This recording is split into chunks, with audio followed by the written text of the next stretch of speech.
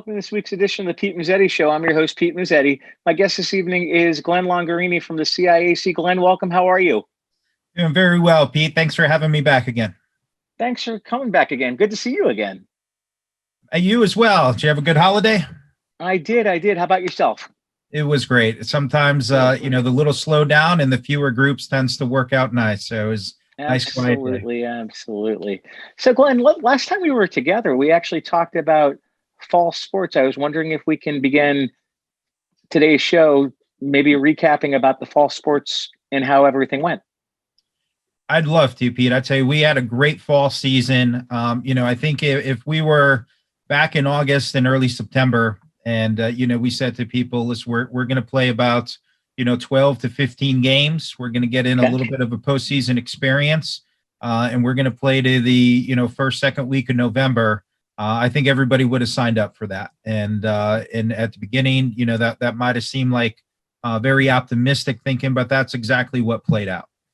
We had over 30,000 athletes who competed this fall in all of our various sports. We played over 30,000 games and practices this fall. So it was an incredibly successful experience. And a lot of that goes out to our member schools, our principals, our athletic directors, our coaches, who just did an amazing job adhering to the COVID mitigation strategies that were put in place. Our league commissioners who designed incredible experiences for kids, and we're constantly supporting our schools and our athletic directors in rescheduling games as some COVID related quarantines came up with various teams. But we're very proud of our leagues, our member schools, our ADs, and all the work that they did for a successful season. And the other group I think that needs to be recognized in this is our athletic trainers who just did a great job, not only with keeping our kids on the field, but being aware and keeping eyes on kids with COVID return to play protocols. Absolutely. And so how are things with the CIAC? How are things going with what's going on in the school system with the COVID? Yeah, it's ever changing, Pete, as as we see and we've experienced throughout the experience with this. And as we get into the holiday season now, we are seeing a few more schools that have opted to go to distance learning. We've seen a few districts that have decided to extend that through the end of this year and even into early next year. We're seeing dates out to January 11th, January 19th as return dates. I think that kind of coincides with same thing, our rationale and thinking from a CIAC end on January 19th is that it is 2 weeks after the return to school from the New Year's holiday. So that seems to be the standard of measurement for COVID and whether or not there's been any impact of community gathering. So we wanted to give that 2-week period to be able to assess that. But it also seems to coincide pretty well with the end of the first semester for a lot of our member schools. So, those two natural kind of alignments there is what led us to the January 19th date. But, again, as an education-based opportunity, it's important for us to do our part in everything that we can to first and foremost keep kids into as much of an in-person experience in curriculum and learning as we can. And hopefully we'll have the majority of our schools either in person or in that hybrid scenario after the first of the year. Absolutely. And as far as winter sports goes, what can people expect? We certainly are looking forward to January 19th when we expect that we'll be back on our courts and ice and playing. Some of the challenges that will still remain for us at that point is facility availability. I think for a sport like indoor track, if we don't have access to college campuses, that's still going to be a significant challenge for the majority of our membership, where there just may not have a place that they can compete. So that's something that we have to be aware of. Ice hockey, we're going to continue to keep a close eye on as we return and the youth hockey programs get back and we get back to that as well. It seems to be a bit of an anomaly with the number of cases that we've had in hockey compared to other sports. But I think we Mhm. have some good plans in place for mitigating strategies for that as well. So, we are looking forward to that January 19th date, and we are optimistic that that is a realistic date that hopefully we're seeing the numbers and the trends in Connecticut beginning to decline, and that we can have a good winter season begin at that point.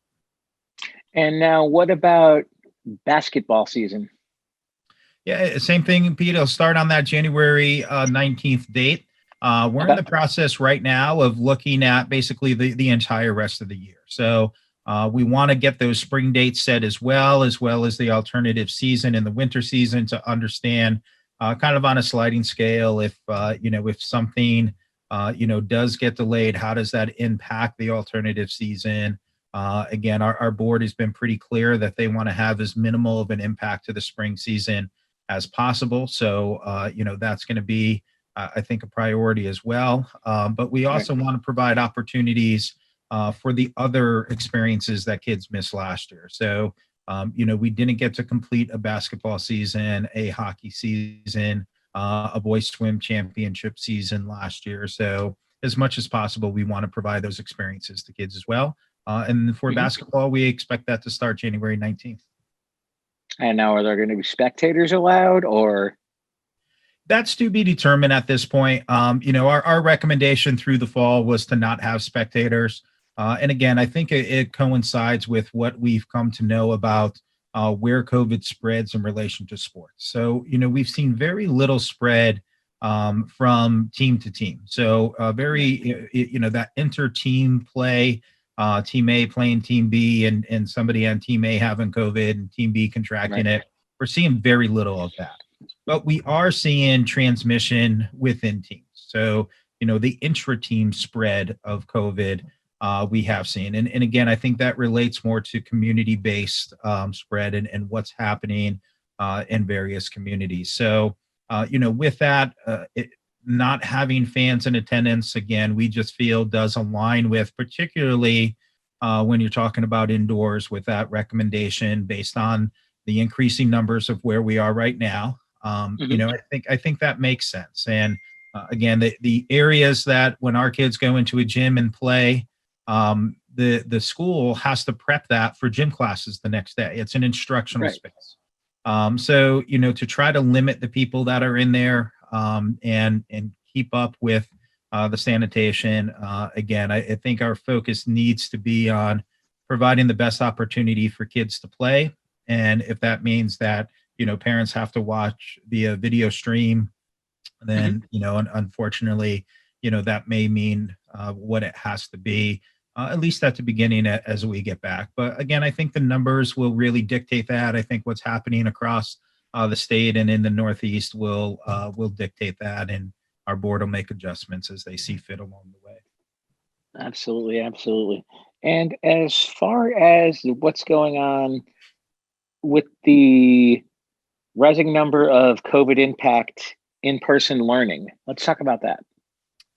Yeah, so P, that's a place that again right now I think has been a very big topic of discussion for our member schools. And as we were meeting as a board to look at whether or not we would consider starting in December or push this out, one of the Right. things that we asked our member schools is if your school went out on distance learning for staffing issues, would you continue with your athletics program? Right. And we had about 40% of our schools who said that if they went out for any reason, they would not continue with any activities. We had about 15% of our member schools who responded that if they went out for staff related issues, they would continue with practices but not games. And then about Right. 45% of our member schools who said that they would continue with both practices and games.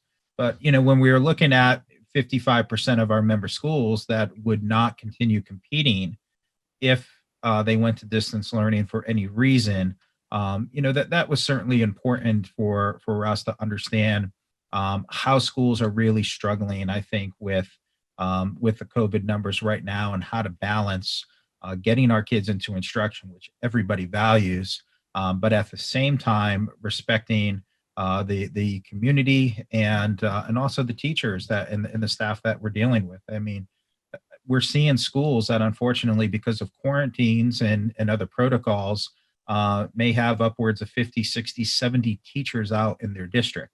And it's just not possible to get substitutes in for all those teachers.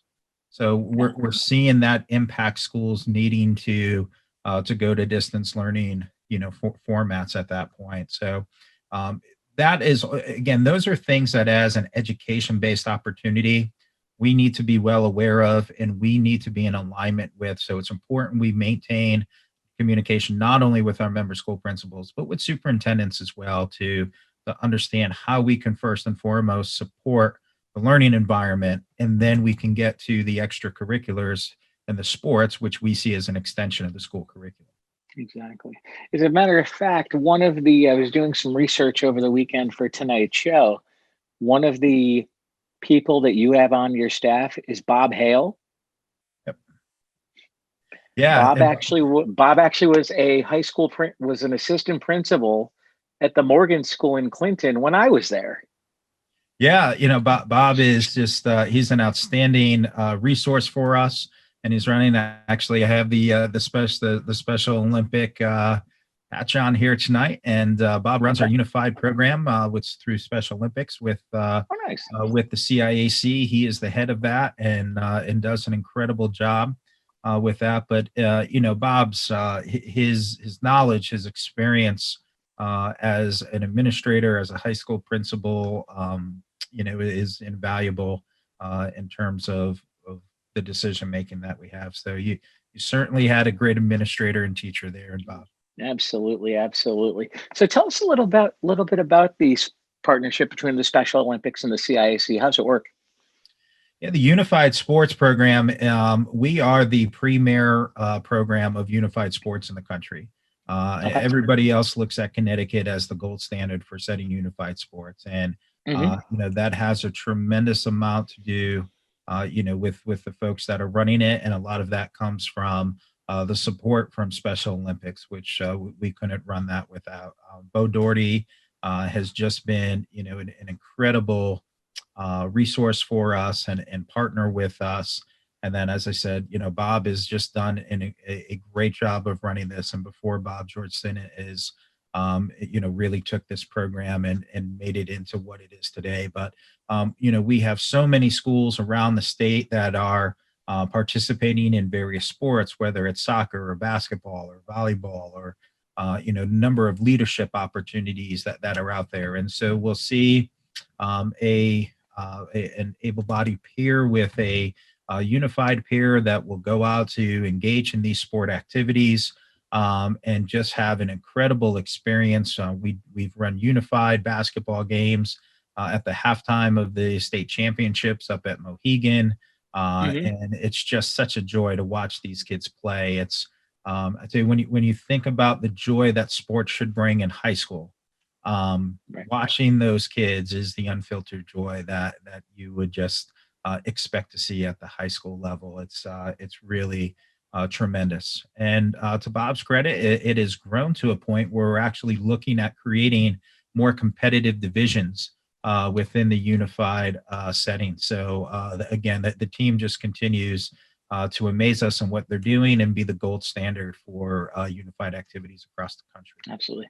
Now, how closely does CIAC work with the governor's office to get information about the pandemic and what's going on? Yeah, the governor's office and DPH have really been very good partners. Paul Mounds is, as you know, is the chief of staff for the Governor Lamont, and he has been a very good resource for us, always available to respond and take questions from us. Both him and Commissioner Gifford throughout the process have had multiple conversations, Zoom calls with us. David Layman, who is the commissioner of the ECD, also has been a great resource in providing us with some thoughts of what they're seeing from other states as well. We do communicate. Just this morning, again, I was on a conference call for about an hour with the other executive directors in New England.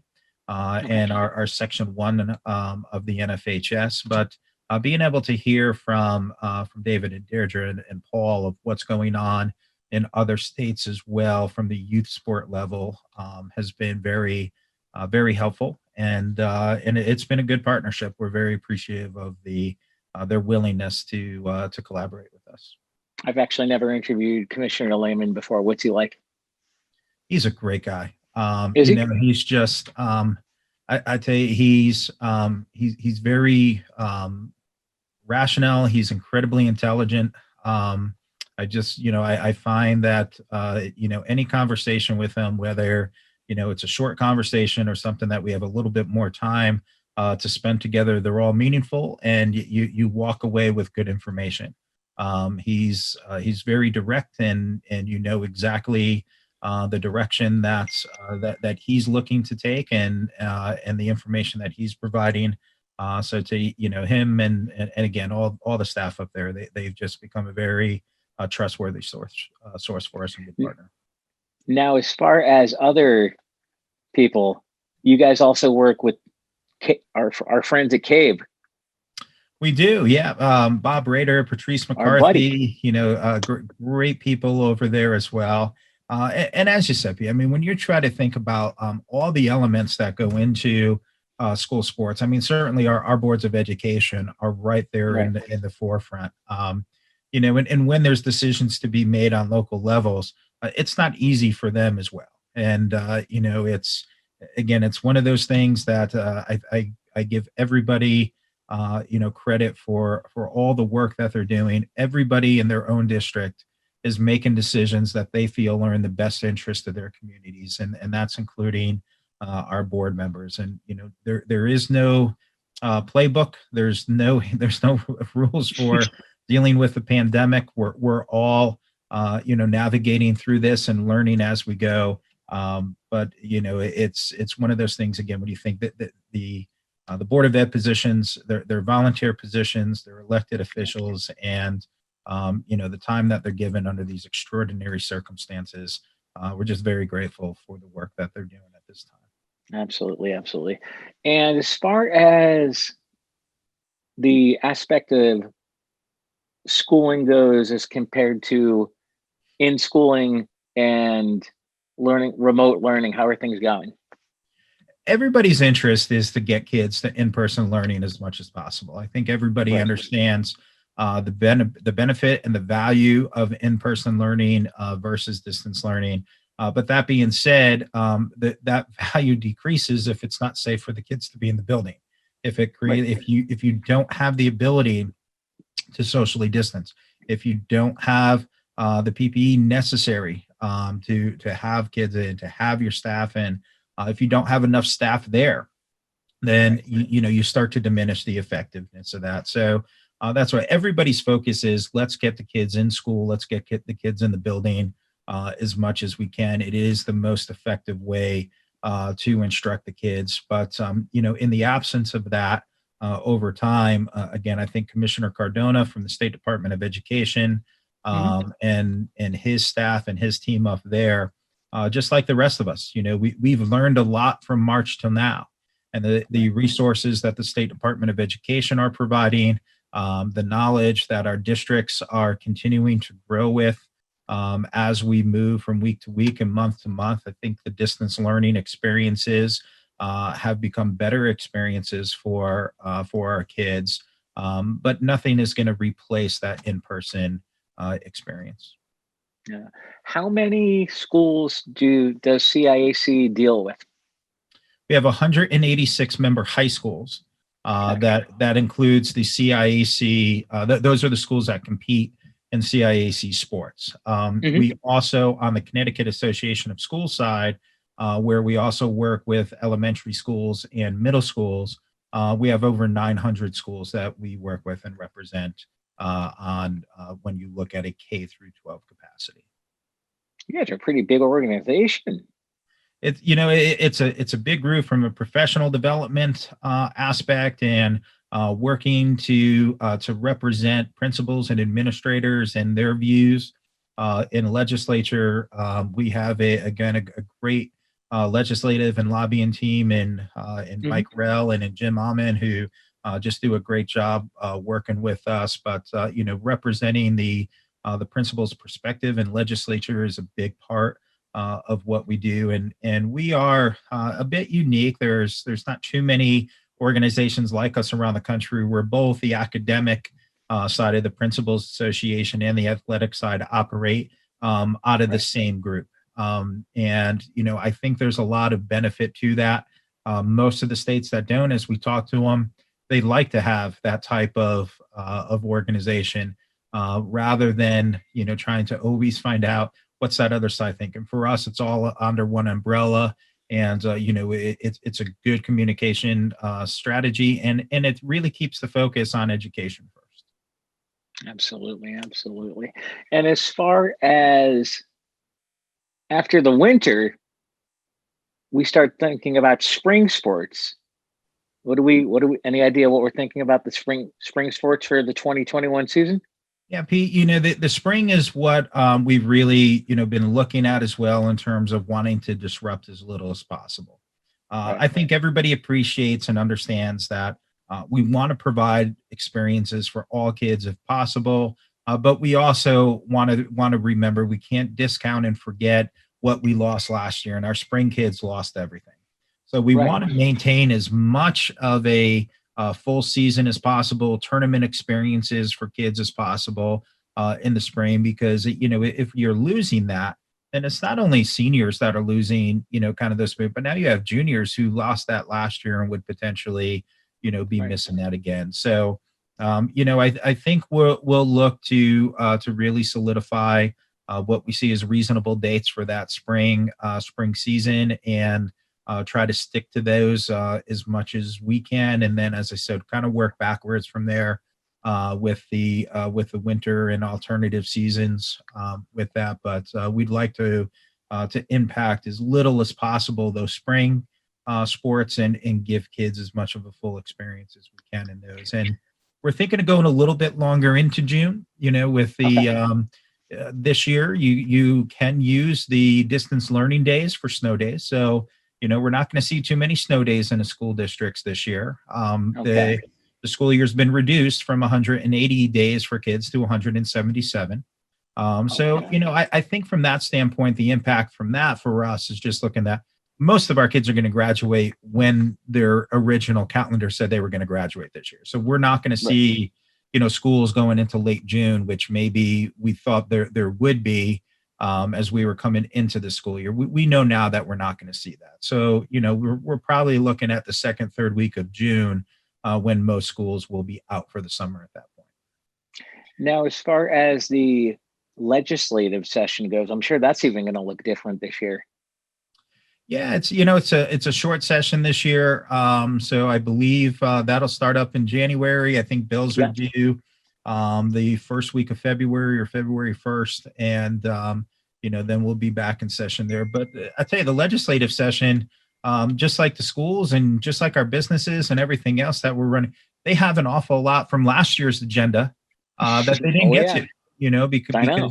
that this was pushed out. So I that's going to be a bit of a challenge, for our legislators, as well as, how do you prioritize bills that were in committee last year, that probably will be resubmitted this year, and how do you get that as much on the dockets as you can to be heard in the various committees, and then potentially come out of that. So, it'll be a very busy couple months, I think, as they're trying to really almost put two legislative sessions into one with a short time frame.